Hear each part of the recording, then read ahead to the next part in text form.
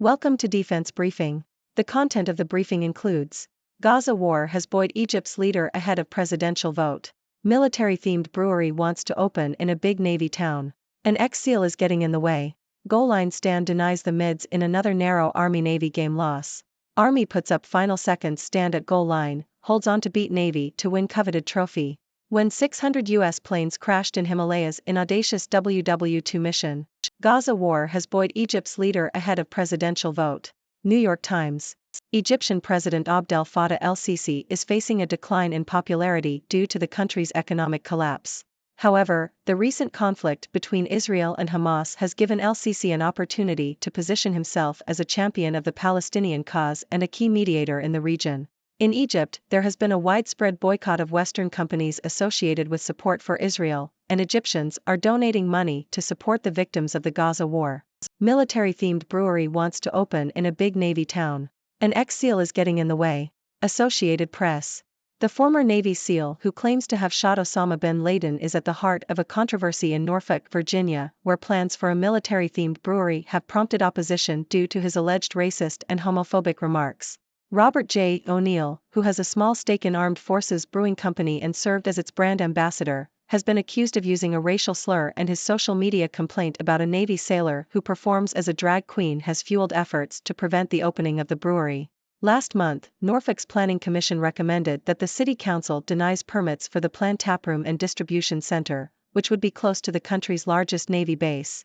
The company has rejected claims of bigotry, but opponents argue that the ownership of the brewery does not reflect the diversity of the military or the residents of Norfolk. Goal line stand denies the mids in another narrow Army-Navy game loss. Washington Post. Army has won the Commander-in-Chief's trophy for the first time since 2018 after beating Navy 17-11 in the 124th meeting of the teams. Army, 6-6, never trailed in the contest, and the Black Knights' win was secured when linebacker Caleb Fortner stripped the ball from Navy quarterback Ty Lavatai with 4:49 left to return it 44 yards for a touchdown. Army's win was its second straight in the series, following a victory in overtime last year. Army puts up final seconds stand at goal line, holds on to beat Navy to win coveted trophy. Yahoo! Army's defense came up with a handful of game-saving plays, 2 on Navy's final snaps of the game, as the Black Knights held on for a 17-11 victory at Gillette Stadium in Foxborough, Massachusetts. Army head coach Jeff Monken said he had some choice communication with defensive coordinator Nate Woody over the closing 90 seconds as Navy hit on 5 chunk plays, covering 67 yards in just over a minute. The midshipmen, needing a touchdown and 2-point conversion to force overtime for a second year in a row, had no timeouts but had the ball first down and goal at the Army 6. When 600 U.S. planes crashed in Himalayas in audacious WW2 mission. BBC. The newly opened Hump Museum in Pasighat, a town in the northeastern Indian state of Arunachal Pradesh, houses the remains of hundreds of American planes that crashed in the region during World War II.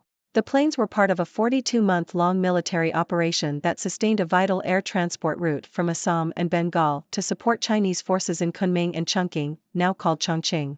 The route became essential after the Japanese advance to India's borders closed the land route to China through Burma. Some 600 American transport planes are estimated to have crashed in the remote region, resulting in the deaths of at least 1,500 airmen and passengers. Over the past 14 years, Indo-American teams have discovered at least 20 crash sites and the remains of some missing in-action airmen. The museum was inaugurated by U.S. Ambassador to India, Eric Garcetti, who said it was a gift to India and the world. Palestinian death toll in Gaza surpasses 17,700 as world reacts to U.S. rejecting ceasefire at UN. ABC. The U.S. remains opposed to an immediate ceasefire between Israel and Hamas, despite international pressure. The U.S. and Israel believe a ceasefire would only benefit Hamas. Instead, the U.S. supports pauses in fighting to protect civilians and allow the release of hostages taken by Hamas. The Palestinian death toll in Gaza has exceeded 17,700, with 70% of them being women and children. The UN Relief and Works Agency, UNRWA, confirmed the deaths of 133 of its employees in Gaza due to Israeli attacks. Yemen's Houthi movement has threatened to target all ships heading to Israel, and the U.S. has approved an emergency sale of tank shells to Israel. China not fearful of war over Senkakus, senior military officer says. Japan Times.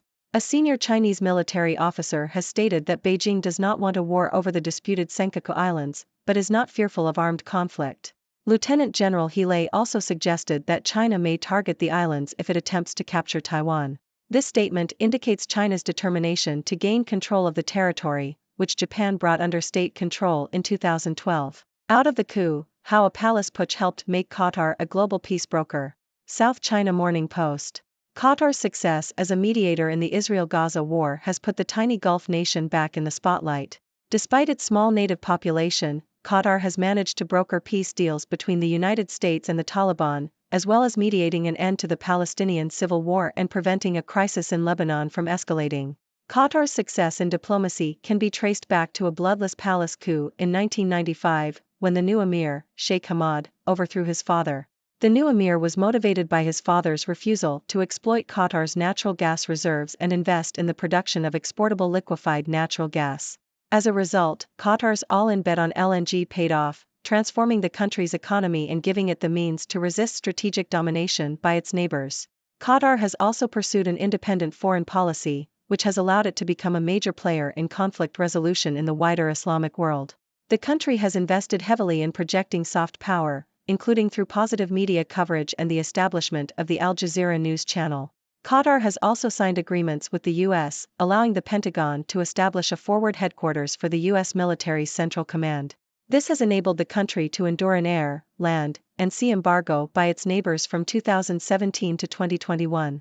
Qatar's LNG wealth has empowered it on the international stage, allowing it to exercise considerable autonomy and pursue a multipolar foreign policy. Former Spokane Mayor Jack Garrity dies at 89, he was very committed to the city of Spokane. Yahoo!